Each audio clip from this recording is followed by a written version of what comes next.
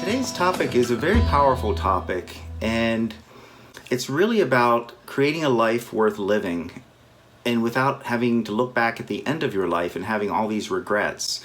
And over the years, I've done consultations and sessions with people in classes and students and talking about, especially people in their 40s, 50s, and 60s and beyond, what they regret in their life.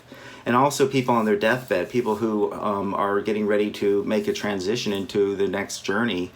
They often will talk about certain regrets. And I've been very conscious to listen as I get older especially, but to also apply things that I've learned and that has just really helped me so much in creating the life about moving beyond struggle, because so much of our struggle that we experience in life comes from ourselves. I put together 9 different suggestions that will help you to be more conscious, to create a reality that you won't look back and have regrets. Things that most people never think of until they're in their 40s and 50s and 60s. And as you can start to think about it and see the value of it, we often don't appreciate something until it's missing. You know, when somebody dies or when you break up in a relationship, often we take things for granted because we're on such a forward motion of, continually trying to climb the corporate ladder or keep ourselves, our head above water. And we're always thinking of what's next to do. We have this to-do list that never ends. So one of the things that can help balance that is to start to create a to-be list. Who do you want to be at the end of your life? Who do you want to be now? But who do you want to be ultimately? Do you want to be a person who has missed out, took things for granted, and wished you had changed things, wish you didn't hurt so many people, including yourself, at the end of your life? Or do you want to be a person who has appreciated life, rich and full? Not that it's perfect, not that you didn't have conflicts and challenges, but you learned how to move past those challenges and how to live beyond struggle, how to move beyond struggle. And struggle is so much a process of our mind and our perception. When I was living in Florida years ago, I remember this lesson came to me. I was in my kitchen doing the dishes, after eating dinner.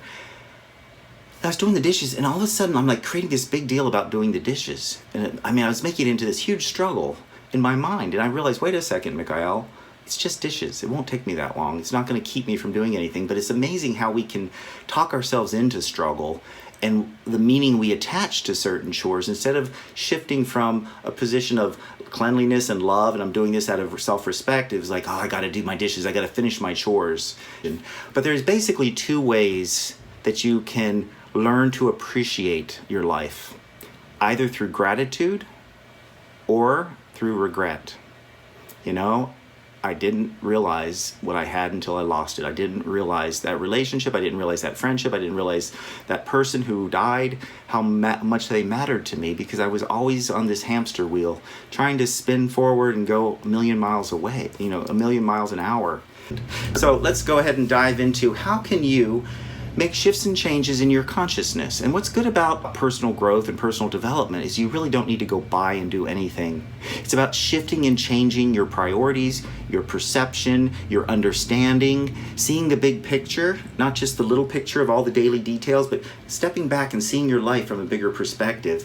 So what is so valuable about personal growth in metaphysics itself is that you have everything you need.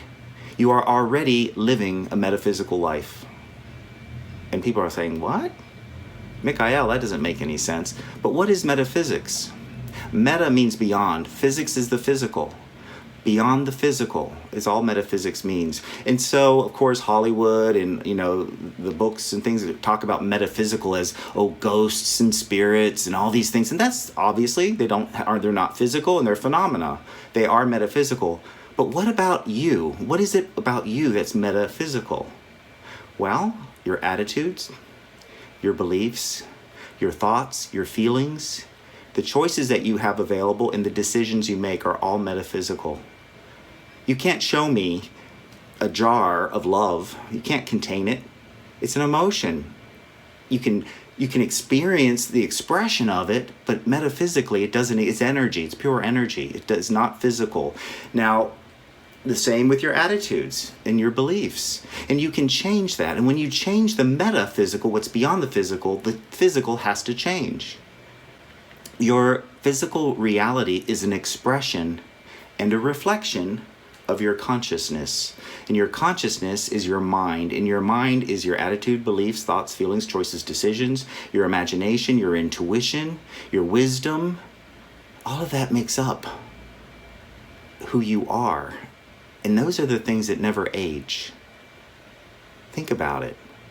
We have a value system of, idealizing youth and physical fitness and health and all these things that are physical. And don't get me wrong, those are all valuable.